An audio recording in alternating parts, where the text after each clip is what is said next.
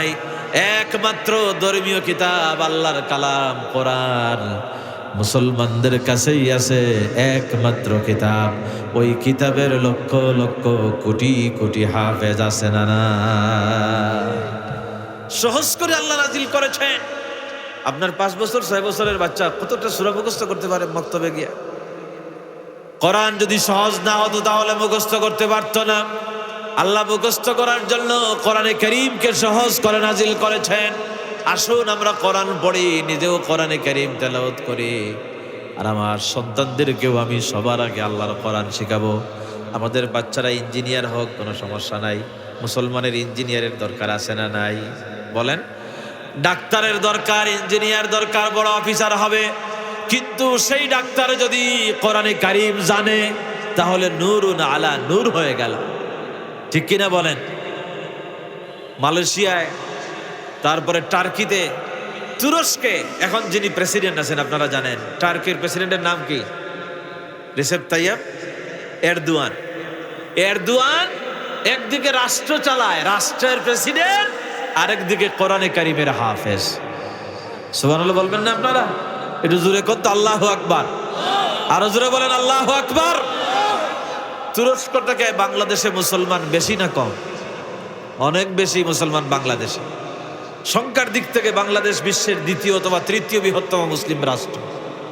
মালয়েশিয়াতে আছে 40%, 60% মুসলমান আর 40% অন্যান্য জাতি। মালয়েশিয়ার প্রাইম মিনিস্টার এখন যিনি আছে, আনোয়ার ইব্রাহিম, সে পুত্র জায়াতে সেন্ট্রাল মস্কে জুমার খুতবা দেয়, আরবিতে জুমার বয়ান, জুমার খুতবা দেয়।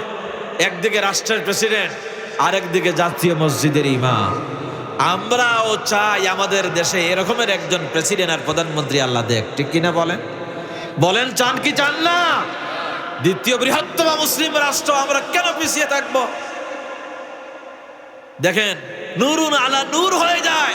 আমি বলতে চাই আপনাদেরকে, আপনার ছেলে ডাক্তার হোক, ইঞ্জিনিয়ার হোক, ম্যাজিস্ট্রেট হোক, টিএনএ হোক, বড় অফিসার হোক, কোনো সমস্যা নাই। কিন্তু বাবা হিসাবে আপনার টার্গেট, আপনার প্রথম দায়িত্ব হলো আপনার সন্তানকে আপনি কোরআন শিখাইয়া দিবেন। এই দায়িত্ব হলো বাবার, এটা ফরজ দায়িত্ব। এই দায়িত্ব যদি আদায় না করেন আল্লাহর দরবারে জবাব দেয়া লাগবে। বাবা হয়েছেন কুল্লুকুম রাঈন ওয়া কুল্লুকুম মাসউলিন আন রাইয়াতিহি। এই দায়িত্ব, এই আমানত, সন্তান নামক আমানত আল্লাহ যাদেরকে দান করেছেন, ওই আমানত সম্পর্কে আল্লাহ জিজ্ঞেস করবেন কিয়ামতের দিন। আল্লাহ জিজ্ঞেস করবেন তোমার সন্তানকে কোরআন শিখাইছিলা কিনা? বাবা হয়েছেন প্রথম, কোরআন শিখাবেন, সন্তানকে কোরআন শিখাবেন। এটা বাবার দায়িত্ব, মায়ের দায়িত্ব। আপনার সন্তান যদি কোরআন জানে, কোরআন আপনি শিখাইলেন, কোরআন শিখানোর পর ওই সন্তান, আপনি যখন মারা যাবেন, দুনিয়া থেকে চলে যাবেন, আমার ভাইরা দুনিয়ায় তো আমরা থাকবো না, দুনিয়া থেকে চলে যাওয়ার পর ওই সন্তান আল্লাহর কাছে আপনার জন্য, আমার জন্য দোয়া করবে। কোন দোয়া করবে?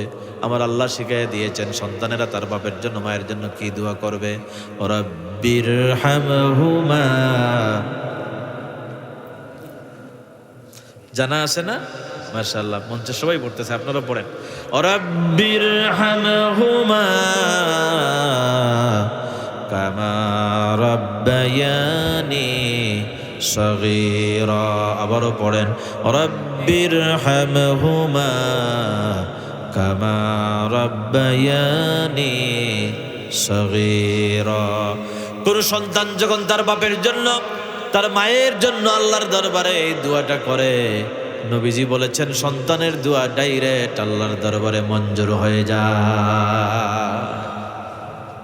রাব্বিরহামহুমা কামা রাব্বায়ানি, ইয়া নি, ইয়া না নয়, ইয়া নি। মানে সন্তান আগে বলে আল্লাহ আমার বাবারে, আমার মায়ের, নি মানে আমার। আপনি যে হুজুরের কাছে দোয়া চান, হুজুর আমার বাপের জন্য দোয়া করেন, হুজুর তো এই দোয়াই পড়বেন। কোরআনে কারীমের আয়াত এটা, রাব্বিরহামহুমা কামা রাব্বায়ানি। ইয়ানি যখন বলবেন তখন হুজুরের বাপের জন্য হয়ে যাবে, হুজুরের মায়ের কাছে আগে চলে যাবে। এই জন্য আপনার সন্তানকে যদি আপনি কোরআন শিখান, আর ওই সন্তান যদি চোখের পানি ছেড়ে যদি এই দোয়াটা করে, চোখের পানির ফুটাটা নাকের ডগায় আসার আগে আগে মা বাপের জিন্দেগির সমস্ত গুনাহ খাতা আল্লাহ মাফ করে দিবে। সন্তানের দোয়া আল্লাহর দরবারে মঞ্জুর হয়।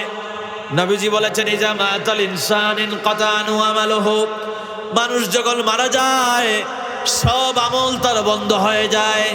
তিনটা আমল জারি থাকে, এর মধ্যে একটা হলো ওয়ালাদুন সালেহুন, নেক সন্তান। আপনি যে সন্তানকে কোরআন শিখাইছিলেন, এই সন্তান আল্লাহর দরবারে যখন দোয়া করে, আপনি কবরে আসেন, কবরের পাড়ে দাঁড়াইয়া আপনার সন্তান আপনার জন্য দোয়া করে। বাইরে কবরের আগুন, জাহান্নামের আগুন, দুনিয়ার সব পানি, সাগর আর মহাসাগরের পানি যদি ঢালেন, কবরের আগুন আপনি নিভাইতে পারবেন না। কিন্তু সন্তান যদি চোখের পানির ফোঁটাটা ছেড়ে দিয়া বাপের জন্য, মায়ের জন্য আল্লাহর দরবারে দোয়া করে, হতে পারে এই চোখের পানির ফোঁটা দিয়া আল্লাহ মা বাবের কবরের সমস্ত আগুন আল্লাহ নিভাইয়ে দিতে পারে। কোরআন শিখাবেন, এটা বাবার দায়িত্ব, মায়ের দায়িত্ব। আল্লাহ আমাদের সন্তানগুলিকে কোরআন আমরা যেন শিক্ষা দিতে পারি, এই তৌফিক আল্লাহ যেন আমাদের সবাইকে দান করেন, বলেন আমিন। হাফিজি মাদ্রাসা আপনাদের এলাকায় হয়েছে, এটা একটা বিরাট নিয়ামত। এই হাফিজি মাদ্রাসায় আপনারা তো সহযোগিতা করতেছেন, আলহামদুলিল্লাহ। আর আমি আপনাদেরকে অনুরোধ করব, এই এলাকার প্রত্যেক ঘরে ঘরে চেষ্টা করবেন একজন হাফেজ বানাবার জন্য। আল্লাহ যেন সবাইকে তৌফিক দান করেন, বলেন আমিন। আমার মায়েরা যারা বাড়িঘর থেকে আলোচনা শুনতেছেন, আপনাদেরকে অনুরোধ করবো, আপনার সন্তান মা আপনার জন্য দোয়া করলে দোয়া মঞ্জুর হয়। হাফেজ যদি হয়, আলেম যদি হয়, আপনি মারা যাওয়ার পর আপনার লাশটা ওই যে কাফনে মোড়াইয়া, তিনটা কাফনই তো নিবেন, আর তো কিছু নিতে পারবেন না দুনিয়া থেকে। তিনটা কাপড়ের টুকরা, পাঁচটা মহিলারা পাঁচটা কাফনের টুকরা, এটাই তো যাবে, আর কিছু যাবে না। লাশটা সামনে থাকবে। ওই সময়ে যদি আপনার কলিজার টুকরার সন্তান আপনার জানাজার ইমাম হতে পারে, বারবার বাপের লাশের দিকে তাকায়, মায়ের লাশের দিকে তাকায়, চোখ থেকে দর দর করে পানি পড়ে, কান্দে আল্লাহর দরবারে, আল্লাহ আমার বাবা আমার জন্য কত কষ্ট করেছিল, আমার মা আমার জন্য কত পরিশ্রম করেছে, কত কষ্ট করে পেটে ধারণ করেছে, কত কষ্ট করে ডেলিভারি দিয়েছে। আল্লাহ আমার মা আমার বাবা দুনিয়া থেকে বিদায় হয়ে গেল, আমার বাবারে মাফ করে দাও, আমার মায়েরে মাফ করে দাও। জানাজা যখন শুরু হয়, আল্লাহু আকবার বলে যখন জানাজার আওয়াজ দেয়, এই আল্লাহু আকবরের আওয়াজটা দুনিয়ায় থাকে না, 7 আসমান পাড়ি দিয়ে আল্লাহ রব্বুল আলামিনের আরশে আজিমে পৌঁছে যায়। সন্তানকে কোরআনের হাফেজ বানান, কোরআনে কারীমের হাফেজ বানান, কোরআনের আলেম বানান। আল্লাহ যেন তৌফিক দান করেন, সবাই বলেন আমিন। আমার ভাইয়েরা, চলে যেতে হবে দুনিয়া থেকে, দুনিয়া থাকার জায়গা নয়। এই দুনিয়া থেকে বিদায় করে দেয়া হবে আমাদেরকে। যত সুন্দর বাড়ি থাকুক, মারা যাওয়ার সাথে সাথে আপনার লাশের সাথে আপনার দুনিয়ার যে বিশাল সম্পদ আছে, এই সম্পদও যায় না, আত্মীয় স্বজন যায়, সম্পদ থেকে কিছু টাকা পয়সা নিয়ে যাওয়া হয়, আপনারে গোরস্থানে নেওয়া যাওয়ার পর, জানাজা দেওয়ার পর আপনারে কবরে রাখা হবে, কিছু সম্পদ গরিবদের মধ্যে বন্টন করে দেয়া হয়। আর আত্মীয় স্বজনেরা, তারা যারা গিয়েছিল, এলাকার লোকেরা জানাজা দেওয়ার পর আবার ব্যাক করে চলে আসবে। আর একটা জিনিস, দুনিয়ার অনেক কিছু তো অর্জন করলেন, কিছুই গেল না। একটা জিনিস আপনার আমার সাথে কবরে যাবে, সেটা হলো আপনার আমার নেক আমল। মারা যাওয়ার পর আপনারা যখন কবরে জাগ্রত করা হবে, জাগ্রত হওয়ার পর আপনি দেখবেন ডান দিকে কে দাঁড়ায় আছে, আপনারা পাহারা দেয়। বাম দিকে একজন দাঁড়ায় আছে, আপনার পায়ের কাছে একজন দাঁড়ানো, আর মাথার কাছে একজন দাঁড়ানো। ডান দিকে তাকাইয়া বলবেন, তুমি কে? কবরে আমার বন্ধু বান্ধব, আত্মীয় স্বজন, স্ত্রী সন্তান, যাদের জন্য এত কিছু করলাম দুনিয়ায়, কেউ তো কবরের সাথী হলো না। তোমরা কারা? আমার কবরের সাথী হয়ে গেলে তোমার পরিচয় কি? ডান দিক থেকে ওই লোকটা বলবে, আল্লাহর বান্দা, আল্লাহর বান্দি, ভয় পাইস না, আমি হইলাম তোমার সালাত। তুমি যে নামাজ আদায় করতে, আমারে আল্লাহ পাহারাদার বানাইয়া দিয়েছেন কবরে, কোন সুবহানাল্লাহ। বাম দিকে আপনার যাকাত, পায়ের কাছে আপনার সদকা, আপনি যে মাদ্রাসায় দান করেন, এই সদকাগুলো চতুর্দিক থেকে আপনার দান সদকা যাকাত আপনারে পাহারা দিবে। আর মাথার কাছে দাঁড়াইয়া, আপনার শিউরে দাঁড়াইয়া দাঁড়াইয়া একজন পাহারা দিবে। আপনি জিজ্ঞেস করবেন, তুমি কে, তোমার কি পরিচয়? এবার সে জবান করবে আর বলবে, আল্লাহর বান্দা, আল্লাহর বান্দি, তুমি ভয় পাইও না, আমি হচ্ছি আল্লাহর কালাম, কোরআনে কারীম। তুমি যে আমারে তেলাওয়াত করতে, আল্লাহ রাব্বুল আলামিন আমারে পাহারাদার বানায় দিয়েছেন। যতক্ষণ পর্যন্ত তুমি আল্লাহর জান্নাতে না যাবে, আমি কোরআনে কারীম ততক্ষণ পর্যন্ত তোমার সাথে আছি। কোরআন, কোরআন, কোরআন, এটা আমাদের সাথী হয়ে যাবে। নবীজি বলেছেন, ইকরা ওয়াল কোরআন, ফাইন্নাহু ইয়াতি ইয়াউমাল কিয়ামাতি শাফিআন লিআসহাবিহি। তোমরা কোরআন পড়ো, এই কোরআন তোমাদের সাথী হয়ে যাবে, সুপারিশকারী হয়ে যাবে। কোরআন কবরে আমাদের জন্য বাতি হয়ে যাবে। ভাই, কবর বড় অন্ধকার জায়গা। কবরে দরজা নাই, জানালা নাই, কোনো আলো নাই, অন্ধকার, গুটকুটে অন্ধকার কবর থাকবে। ওই অন্ধকার কবরকে আমরা আলোকিত করতে চাই কি চাই না? অন্ধকার কবরকে যদি আলোকিত করতে চাই, তাহলে আলো আল্লাহ রাব্বুল আলামিন আমাদেরকে দিয়েছেন, আলো নিয়ে কবরে যাইতে হবে। সেই আলোর নাম হলো কোরআন। আলোর নাম কি? কোরআন। এই কোরআন আপনারা আলো দিবে, কবর অন্ধকার থাকবে না, আলোকিত করে দিবে, পাহারা দিবে, আর বলবে ভয় পাইও না, আমি তোমার সুপারিশকারী। আল্লাহর নবী বলেন, কোরআন আল্লাহর দরবারে যখন সুপারিশ করবে কবরে, আল্লাহ রাব্বুল আলামিন কোরআনের সুপারিশ বান্দা বান্দির জন্য মঞ্জুর করে। এটা কবরে আমাদের সাথী হয়ে যাবে, এটা বাতি হয়ে যাবে। আমরা কোরআনকে সাথী বানাই, কোরআনকে বাতি বানাই, কোরআনকে আলো বানাই। দুনিয়া তো থাকার জায়গা নয় ভাই, আসুন না দুনিয়া থেকে আমরা কোরআনে কারীমকে সাথী করে নিয়ে যাই। আল্লাহ যেন আমাদেরকে তৌফিক দান করেন। সবাই বলে না আমিন, আরো জোরে বলে না আমিন। কত মানুষ ভাই চলে গেছে দুনিয়া থেকে, চিন্তা করে বের করে দেয়া হবে, আপনাকে বাড়ি থেকে বের করে দেয়া হবে। আপনার দায়িত্বে, আমার দায়িত্বে 5 জন ফেরেশতা আছে, একজন একজন করে বিদায় নিয়ে চলে যাবে দুনিয়া থেকে। বিদায় নিয়ে সবাই যখন চলে যাবে, মালাকাল মাউত আসবে। একটা হাদিস, বড় একটা হাদিস নবীজি বলেছেন, বররা ইবনে আযিব রাদিয়াল্লাহু তাআলা আনহু হাদিসখানা বর্ণনা করেছেন। মদিনা মুনাওয়ারায় একজন সাহাবী মারা গেলেন। নবীজি তার জানাজায় যাওয়ার পর গিয়া দেখলেন এখনো লাশ রেডি হয় নাই জানাজার জন্য। কয়েকজনকে দায়িত্ব দিলেন, যাও তোমাদের ভাইয়ের লাশটা রেডি করে নিয়ে আসো, জানাজা করব। নবীজি বসে পড়লেন, অন্যান্য সাহাবীরাও নবীর সামনে বসা। কয়েকজন গেলেন, লাশটা রেডি করলেন।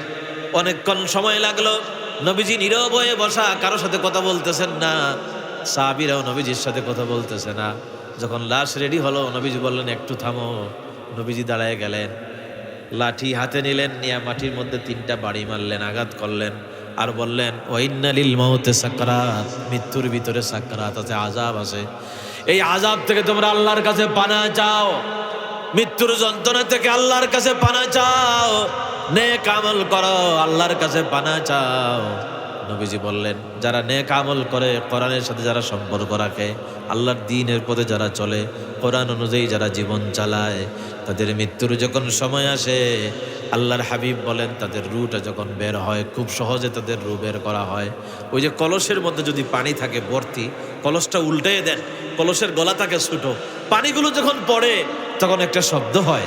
আর 1 ফোঁটা পানি যদি থাকে, আস্তে করে পড়ে যায়, টের পাওয়া যায় না। নেককার বান্দা বান্দি যখন মারা যায়, রুটা আস্তে করে বের হয়ে যাবে, টের পাওয়া যাবে না। সুবহানাল্লাহ। নবীজি আরো উদাহরণ দিলেন, নেককার মানুষ যখন মারা যায়, ওই যে মায়ের কোলে যে বাচ্চা থাকে, ওই বাচ্চাটা যখন মায়ের কোল থেকে আলাদা থাকে, মা যখন সংসারের কাজ করতে থাকে, বাচ্চা যদি হঠাৎ কান্নাকাটি করে, মায়ের কানে যখন বাচ্চার কান্নার আওয়াজ যায়, মা সংসারের কাজকাম ফালাইয়া তৈয়া তার বাচ্চারে আগে কোলে টেনে নেয়। বাচ্চাকে কোলে নিয়া মা বাচ্চারে আদর করে, বাচ্চারে ঘুম পাড়ায়। বাচ্চা যখন মায়ের কোলে উঠে যায়, বাচ্চা কেমনে ঘুমায় যায়, বাচ্চায় টের পায় না, আরামে ঘুমায় যায়।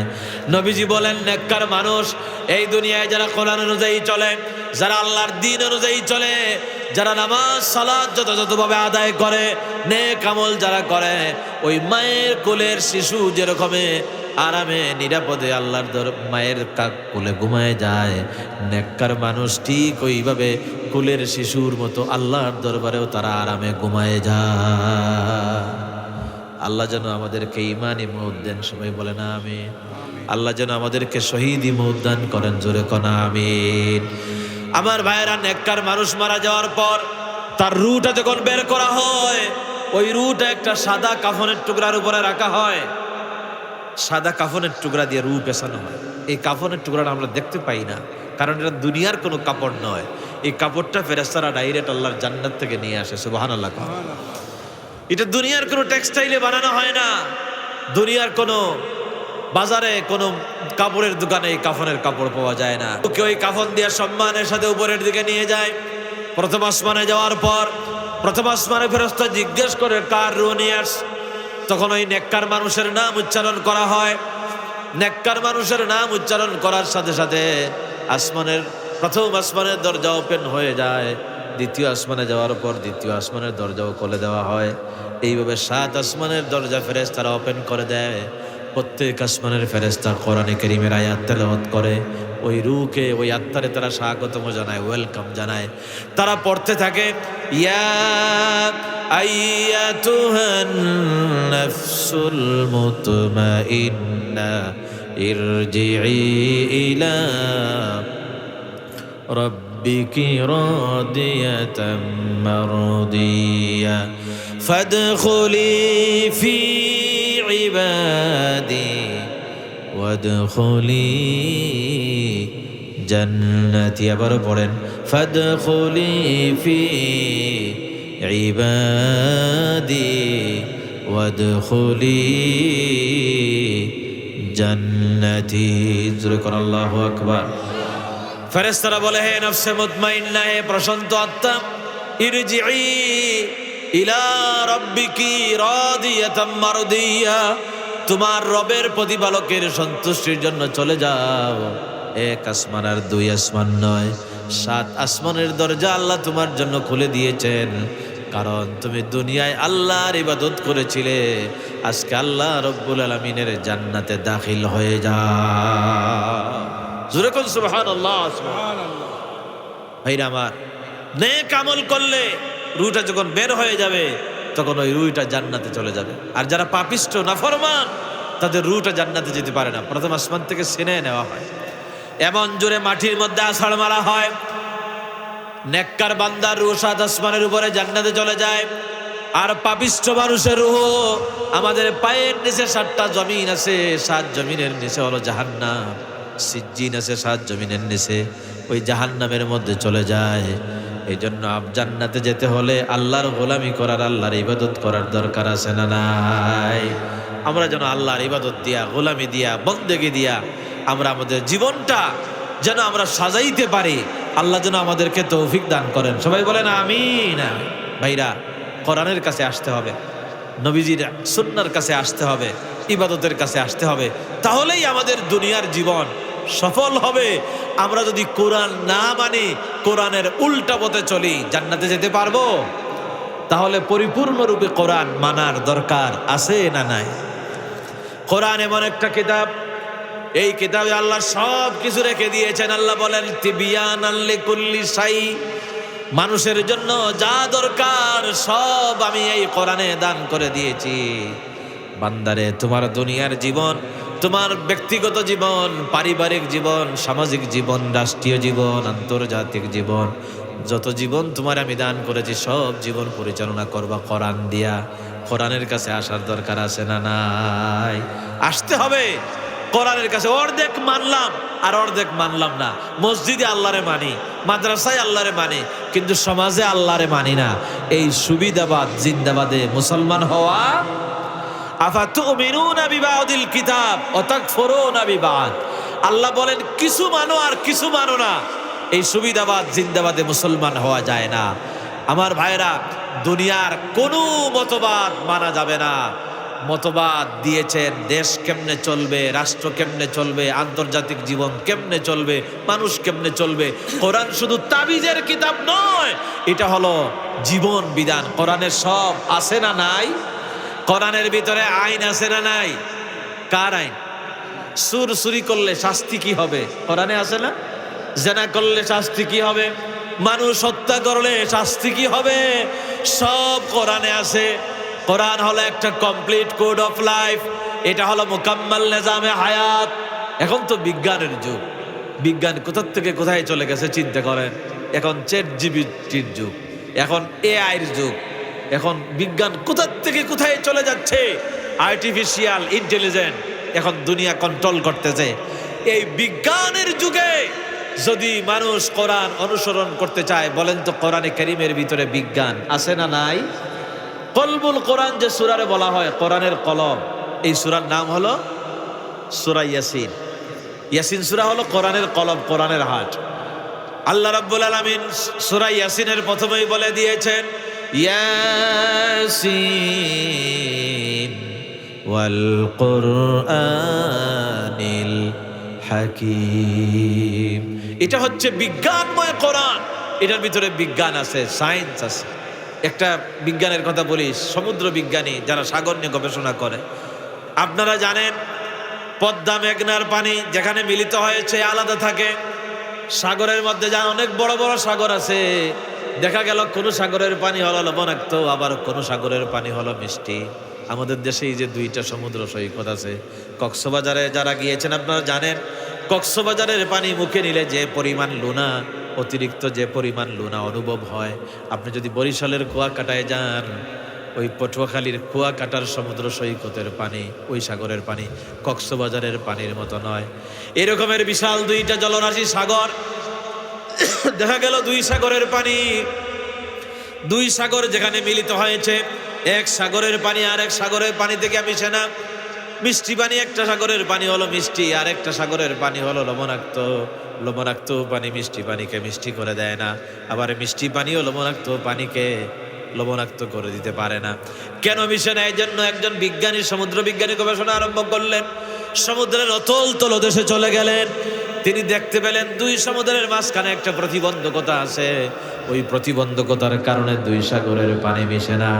তিনি বললেন, আমি এই থিওরি আবিষ্কার করেছি। তিনি তার এই থিওরিটা পত্রপত্রিকায় ছড়াইয়া দিলেন।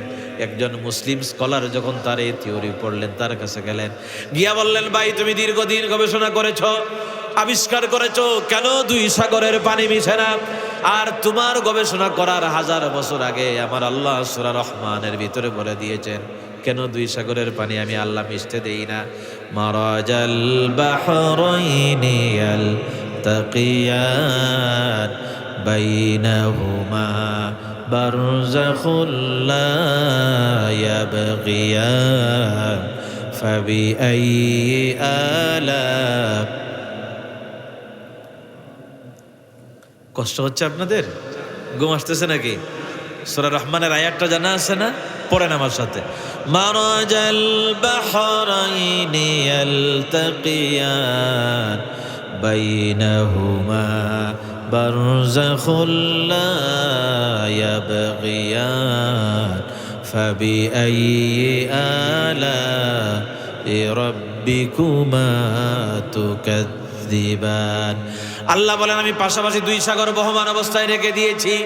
বাইনাহুমা বারযাখ, দুই সাগরের মাঝখানে আমি আল্লাহ অন্তরায় তৈরি করে দিয়েছি, আমি সাগরের পানি মিশতে দেই না। এই আয়াতটা যখন ওই খ্রিস্টান বিজ্ঞানী শুনলেন, তিনি বললেন, না, আমার আগে কেই কথা বলেছে। যখন তিনি কোরআন পড়লেন, কোরআন নিয়ে গবেষণা আরম্ভ করলেন, গবেষণা করে করে দেখলেন এইভাবে একটার দুইটা সায়েন্সের থিওরি না, অসংখ্য বিজ্ঞানের কথা আমার আল্লাহ কোরআনে বলে দিয়েছে। এটা শুধু পড়ার জন্য, তেলাওয়াত করার জন্য, মসজিদের মাদ্রাসা রাখার জন্য আসে নাই। কোরআন এসেছে দুনিয়াকে পরিচালনা করার জন্য, ঠিক কিনা বলেন? আমার আল্লাহ কোরআনের ভিতরে সব দিয়েছেন। মুসলমানেরা অর্ধেক মানবেন আর অর্ধেক মানবেন না, এই সুবিধাবাদ জিন্দাবাদে মুসলমান হওয়া যাবে না। কোরআন দিয়া দেশ পরিচালিত হোক, এটা আমরা চাই কি চাই না?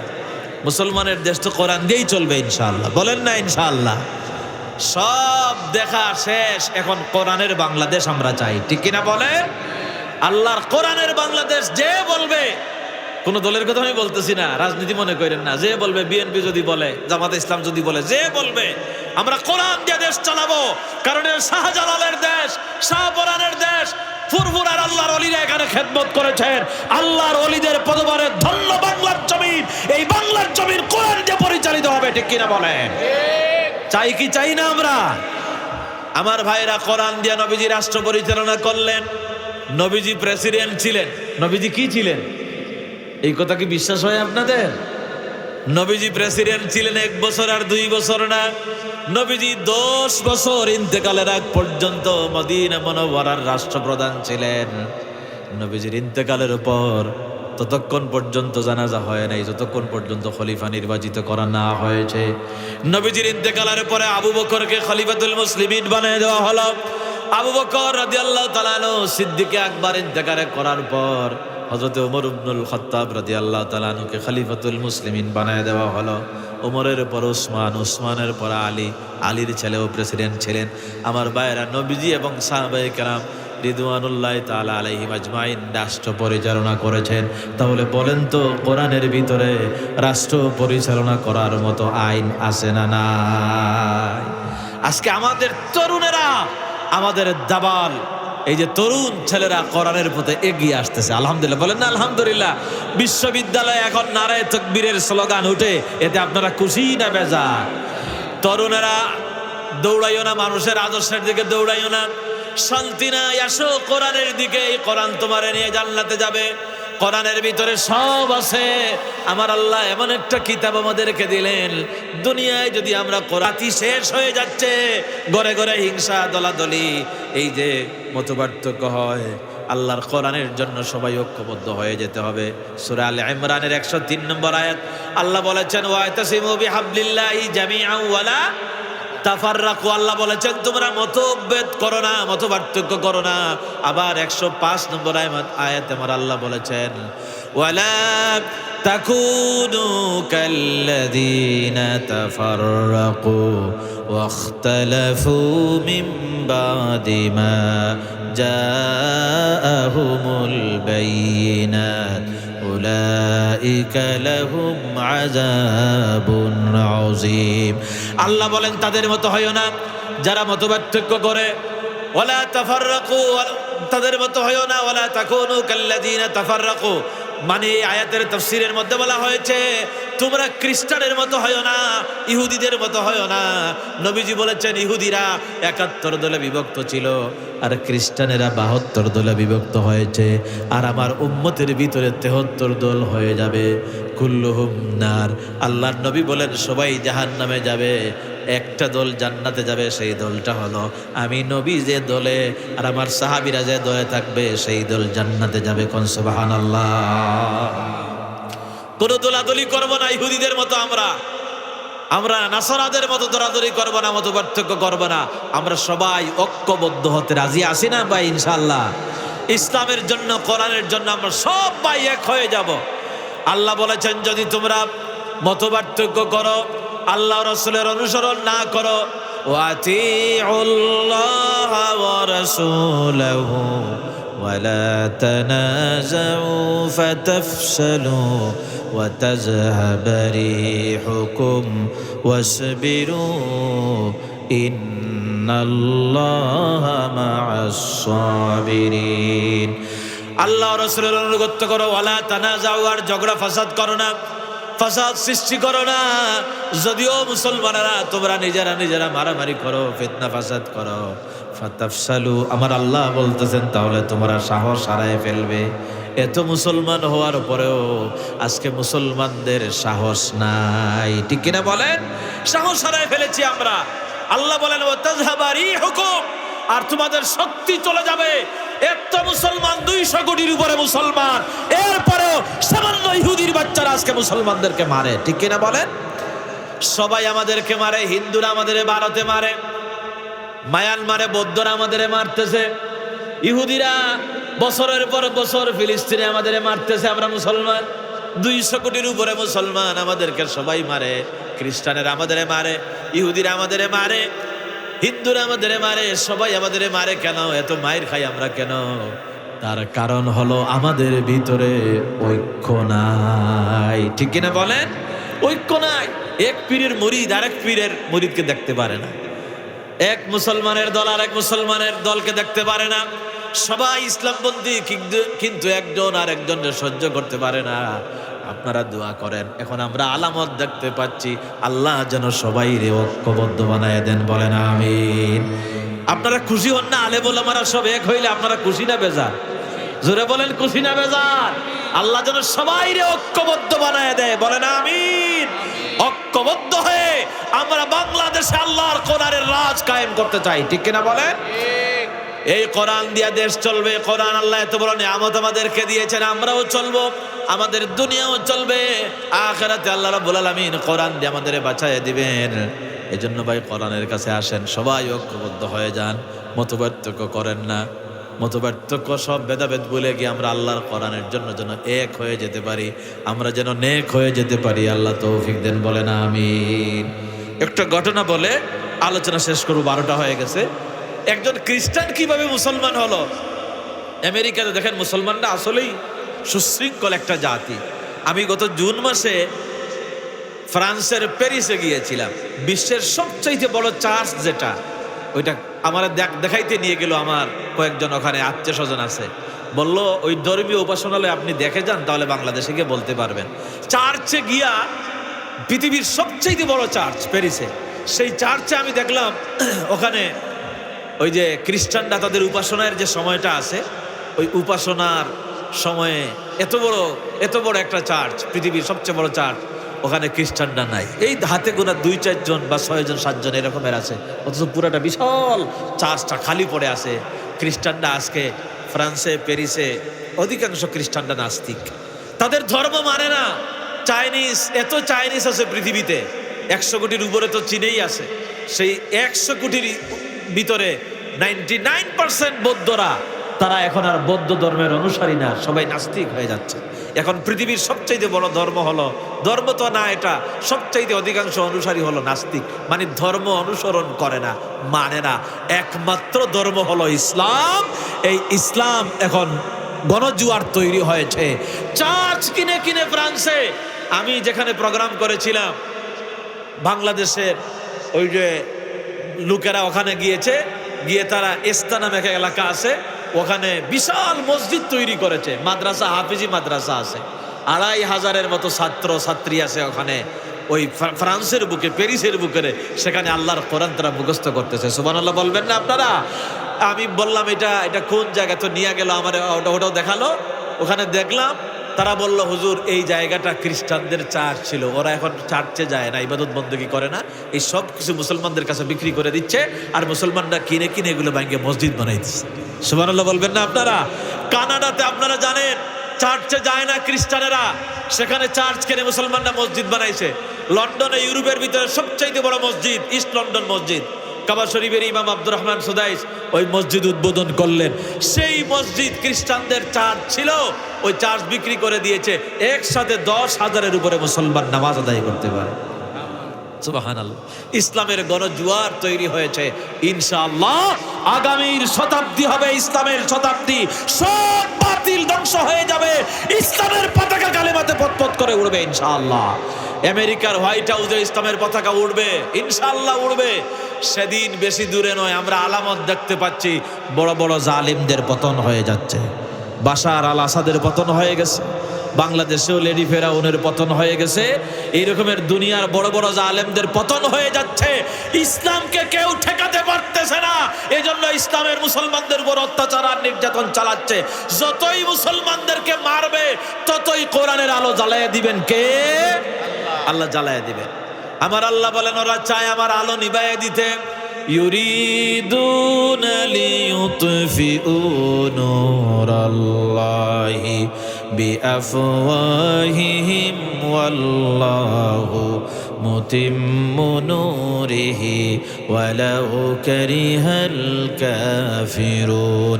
কাফের বেঈমানেরা চায় তাদের মুখের ফু দিয়ে আল্লাহর আলো নিভাইয়ে দিতে, এই কোরআনকে তারা নিভাইয়ে দিতে চায়। আল্লাহ বলেন, আল্লাহু মুতিম্মু নূরিহি, আমি আমার আলোকে, এই কোরআনকে পূর্ণতা দান করব।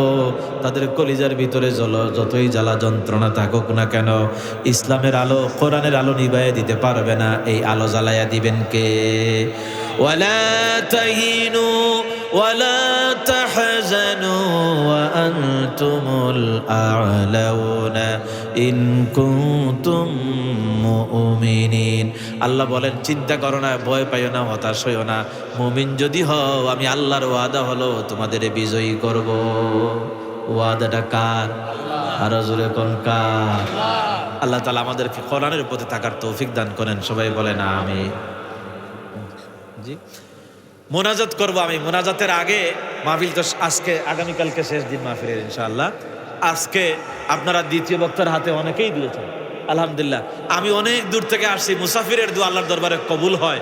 অনেকের বাবা নাই, অনেকের মা নাই, দুনিয়া থেকে বিদায় হয়ে গেছে, একটু পরেই মোনাজাত হয়ে যাবে মাশাআল্লাহ। জি জি, সেক্রেটারি সাহেবের নাতি, মেয়ের ঘরের নাতি, নাম কি তোমার? আবিদ। আবিদ দোয়া চেয়েছে, 100 টাকা দান করেছে, আল্লাহ কবুল করে মঞ্জুর করো। যে নিয়তে দান করেছে, আল্লাহ দিলের নেক নিয়ত পূরণ করো। সবাই বলে না আমিন। কেউ আছেন অনেকের আব্বা দুনিয়ায় নাই, মা দুনিয়ায় নাই, যে এসসি পরীক্ষার্থী, আল্লাহ পরীক্ষার মধ্যে কামিয়াব নসিব করে দিও। আল্লাহ রাব্বুল আলামিন তার দুনিয়ার জীবনকে উজ্জ্বল বানায় দেয়। সবাই বলেন আমিন। মুরব্বী সাহেব মাশাআল্লাহ, ওয়ালাইকুম। যাদের মুখস্থ আছে প্রত্যেক দিন আমল করার জন্য চেষ্টা করবেন, আল্লাহ তৌফিক দান করেন। সবাই বলেন আমিন। আমার ভাইরা সূরা মুলক পড়বেন প্রতিদিন রাতে। মাশাআল্লাহ মাশাআল্লাহ, সেক্রেটারি সাহেব এই আমলটা করেন। সকলেই আমল করার জন্য আমরা চেষ্টা করব। আলহামদুলিল্লাহ আলহামদুলিল্লাহ, আল্লাহ কবুল করুন, আল্লাহ কবুল করুন। জি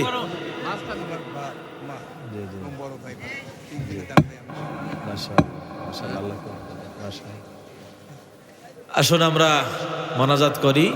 তাবারকগুলো